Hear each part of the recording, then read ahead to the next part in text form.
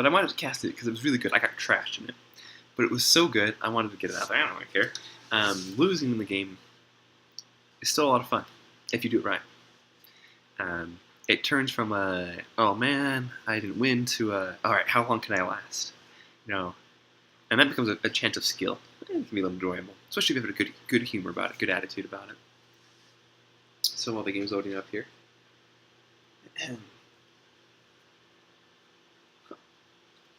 I appreciate the changes that are coming around the Discord. It'll help me out a lot.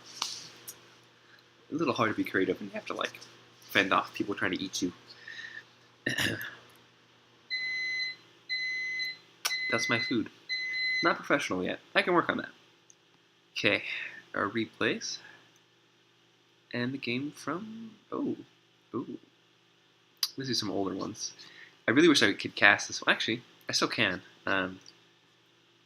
No, why not? This is a different game. We'll do this one instead.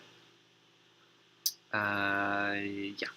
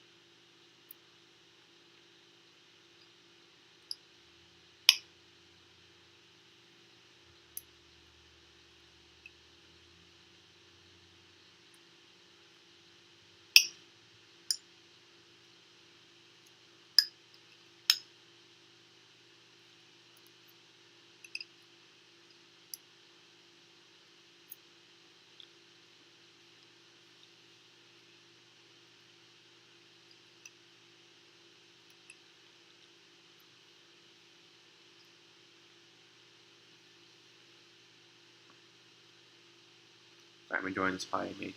It's very good.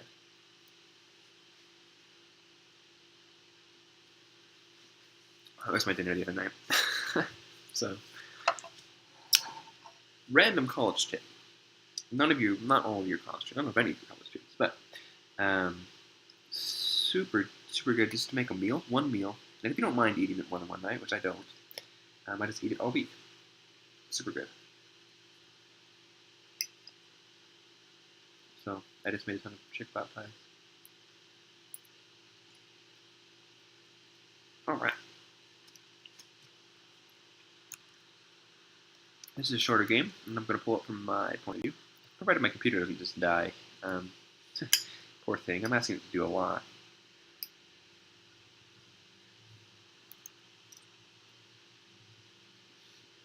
Okay, so this is back when starting armies were a thing. That was a thing for a while. Just trying to keep rushes from happening. So it's like, okay, I have units here. I can fend off an early rush. What's the idea, anyways? So what I did, this is the meta. This is you toss. So you have a starting army of elites. Give that to the brutes right away, so they can try to win on harvest. That was the meta then. If it ever comes back. Now this first player was new. They didn't quite know how to get into orbit or anything like that. So I was trying to help them with that. Oh, speaking of, Ryan, could we get a Phantom model? That'd be pretty cool. It's a lot of work, but it would be an add to the game. I think it'd be cool.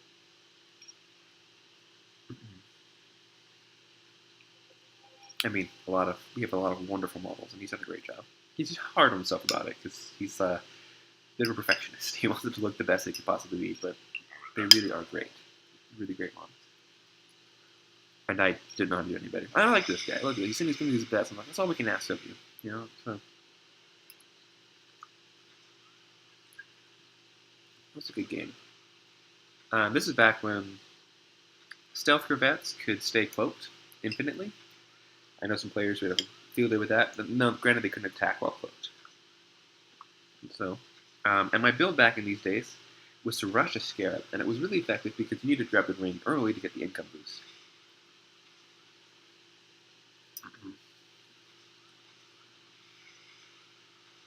So,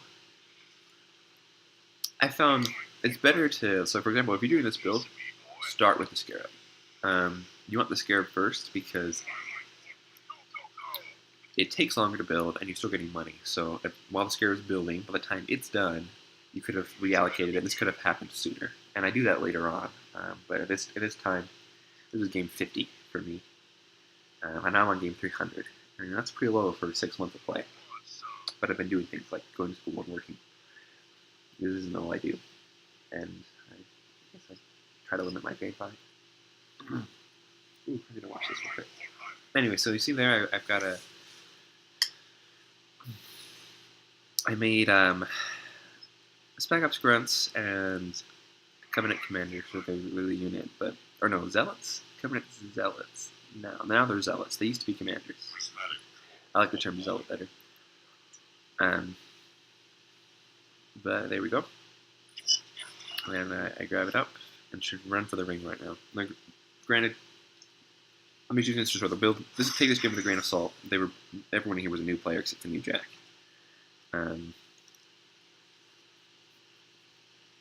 Oh, that's right. This is an older patch. So I can use them now.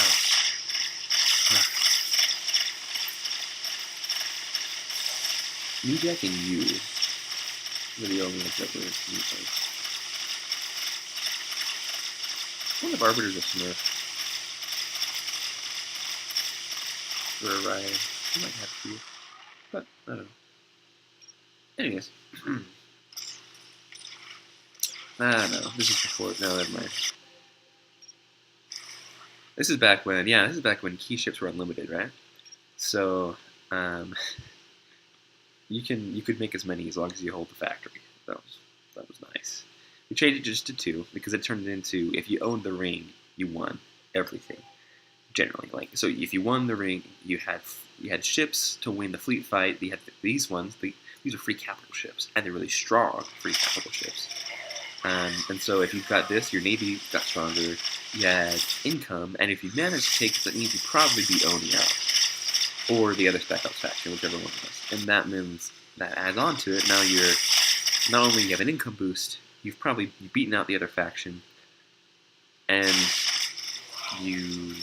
now the Navy faction most likely, or will likely do that. If their Navy just absolutely stomps yours, then this doesn't help. But if it's on an equal footing, then it all comes out of the Spec Ops winning this. Back in this patch. Now this isn't the case anymore. Yeah, so he's going for back here. We have. I missed these, right? This is what I was talking about. I like this because it looks like there's actually windows there. I like that texture better than just the plain pink purple. Sorry. Now the point of my build here was to counter Spartans. I only got a couple Spec Ops elites, but this was designed to try to do that. The splash, the heavy damage there. This the tank, and it can do a fair amount of damage itself. Scarabs were, and I haven't tested yet, but were the hard counter Spartan 3s. That's just, nothing could stand up to them. And even when Spartan 3s were broken, they were the hard counter to Spartan 3s. Just no one ever bothered using them, except for me. That's when I guess I should have spoken up then. But I like that Spartan 3 patch. They made them really strong, and they were cheap, strong units. If you didn't get Scarabs, you would have lost. They were the only counter. Now, then, if you mixed in DOS hogs, you could probably win that one out, right? But that was the build at the time. Let's spread over to everyone here, since I don't have to worry about that. So, this build still is valid in my mind. Rockets, snipers, and scorpions are very strong. When you're worried about a third of the cost, because you only have a third of the income. If you're in a solo game, mass scorpions, but this isn't a solo game. So that composition is a strong one. That's effective. You've got medics there to support you, snipers to deal with bio, rockets to deal with armor, and scorpions to tank damage. I like to see added on production here, and other things. Great build. Doing well here. You always want to, your initial production is not enough. You need to build more on. It's just there to get you started. And to do it quickly. And I've talked about this before, but I'll mention it again. You want to find a nice balance between the number of abilities and units you're producing. So when they're producing this fast, I'm okay if you and this cheaply, I'm okay if you back them up, if you queue them up. Because that way you can do other things. But generally, you want to manage this to the point that you've maximized your income spending. Because You don't want to be having money sitting in a bank or sitting in a bank in the form of a queued unit. You want it to be producing, doing something for you. So you want to find the key between maximum production, buildings, and producing, using your resources to their maximum. And I don't stress too much about it, but don't get casual either. That sounds too middle grounded. Actually, when I drop here, you'll notice. I'll back it up real quick. You will notice I actually brought probes. I think the probes were there to build buildings, but they do have this also, this side effect. Too soon. Here we go. They'll be here in a sec. They had the bonus of being able to repair units while in a fight, and they can do it quickly. Yeah, we come over there in a sec. So, yeah, just keep that in mind. Don't use your base production alone, that's not sufficient. And don't go build too much production, because then you won't have units. So there's the happy there. That's just a basic Starcraft principle that you will learn in Platinum, Diamond, beyond. You just you get a feel for it. You know, okay, I can comfortably produce off of this many structures. So here I blinked back, and I'm sending them. Oh, I wanted to bring them both over. That's right, but I only had a part because the other ones were on a cooldown. And I blink over and I come down here. This is before the blink cooldown was added. And you notice here they're taking damage, but it's repairing right down the top because of those probes there. That's a nice little touch. Still works now, as far as I can tell. Here's the first key ship out for our Navy. I don't think he's actually paid attention. But that's okay. And that's not a bad fleet. That's actually a very bad fleet for 10 minutes, even in this patch. What's his resources being spent on? Do we have no upgrades? He's making a carrier. Okay. You would want a lot more. I would suggest you want a lot more units to screen here. So he's got big ships. I think this is his first game, but you want to get in lots of other things like destroyers, never corvettes, and they're not very viable, at least currently. But you want, destroyers because they can do a fair amount of damage and they can take a fair amount of damage. It's varied nowadays a little bit, but if you ever need a front line, get destroyers.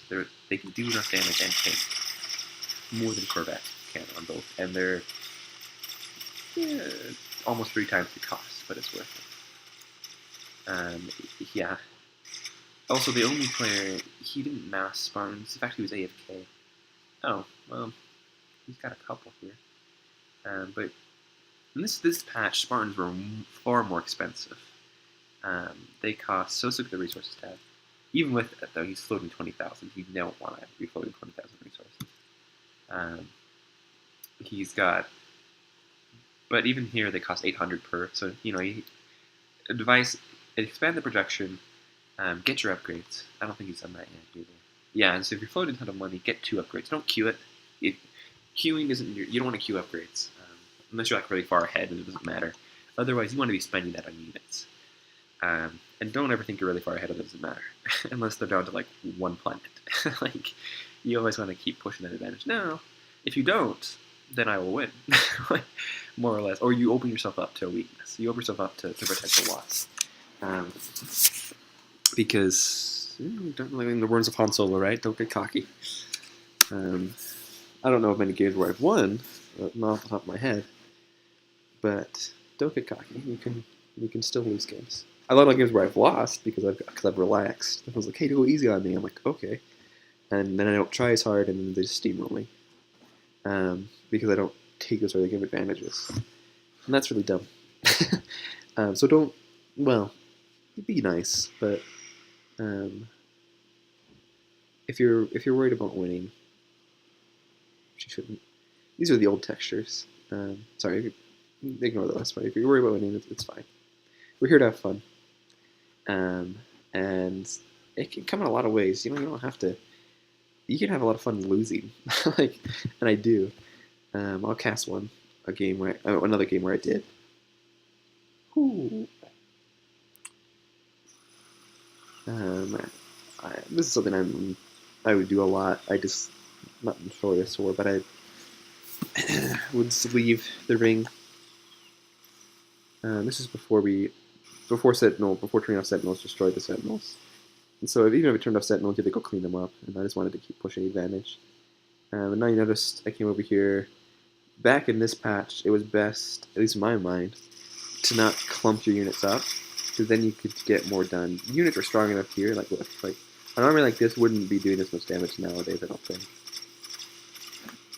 But in this one, this was ideal, in my opinion. Oh, oops, I missed a fleet fight. Yeah, the new Jack just took them all out. Heavy cruiser frigate was his build, and it worked. He was a new player, but it worked. And you also notice here, army is taking harvest. Nice. That's again with that same composition. Our Bruce player is brand new. He's only hasn't made any units. Has he made any units? Oh no, he's not made anything. He's floating 30,000 resources. Well, let's look at the units lost. No, he's lost 76 units. So he's made units, but he's lost them all.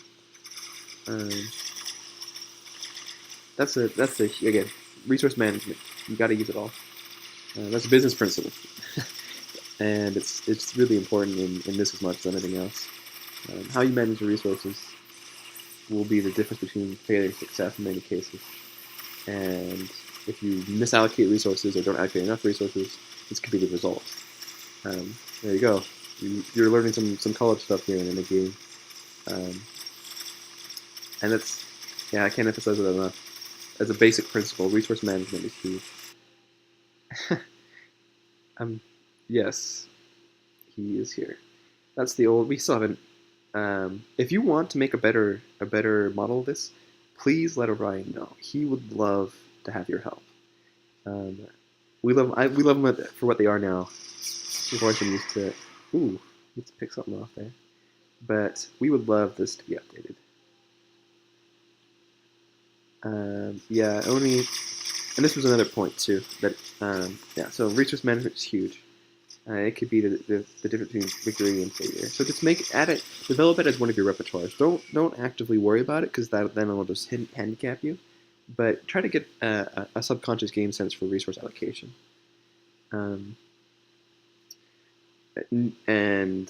Yeah, this again, we won this one because Oni was new, didn't quite know what they were doing. I mean, that's a good build, but the problem was he wasn't stopping me, and he couldn't with what he had made. Now, if it was on this patch, I would say to stop this build that I've done here, just get tons of Spartans, and mix up diversify the specialization. So you want a couple of rockets, some snipers, a couple of ARs. That way you can take a fight like that and be okay. Or if you want to put it all in one basket, put them all in one thing, try to snipe some things and pull out. I like it the former way, because then if I were to come at this with a couple of snipers, a couple of rockets and other things, then I would pick off a couple of units of snipers, do a little damage to the rockets, and then pull out. And then they would come try to chase me or whatever. And then drop right on top of me and kill me. That's not the point. The point is, if without the dropping there, you could do a lot of damage. And prevent more damage from happening to you. That's another principle that I'll share. If you notice that they're going too heavy into one unit, don't try to hard counter them too much. Try to diversify again. That way, I mean, definitely counter what they have, but don't just hyper commit to countering what they have, because then they can just flip it back on you. So keep it balanced enough. That's where Spartans. Then that's the big power of respecialization when it was added. I personally prefer the game actually. I think before respecialization happened, because you weren't committed to a tech choice too much. Like if you went Spartans, you could beat anything, provided you specialize correctly. And if a player said, "Yo, I'm gonna make nothing but rocket Spartans," then now they're vulnerable to energy swords or something else. And so you'd have to try to get more units to respecialize, and that would be a. I'm gonna slow down here. And so you had to live with the fact that you had committed resources to a certain build, and the yeah. So the change of it, which was my idea, by the way, it's stuck on. It's caught on, but it makes it so that you don't have to deal with that. So if someone says, "Yo, I made a bunch of beam rifles," then you can't. It's just they win. Like, um, there's not a lot you can do about that.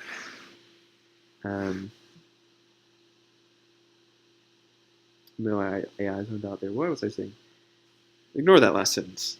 If they committed to a lot of beam rifles, then you could do something else. You could say, okay, I'm going to go make this counter to that, like armored units. So enough Gosshogs would be able to counter beam rifles. Now they just, if you come with Gosshogs, they'll just reallocate the resources and say, okay, we're just going to we'll respecialize. Now we'll make fuel rod guns and tear through your units. Anyways.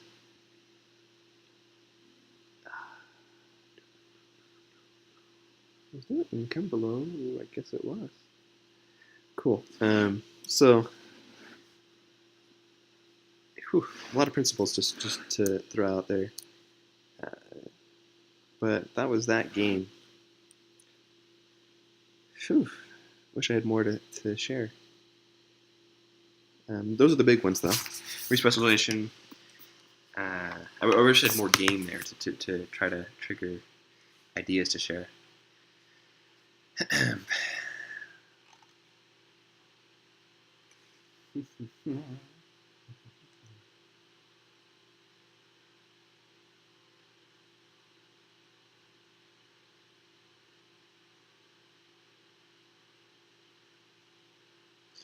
Nice. We actually have a social.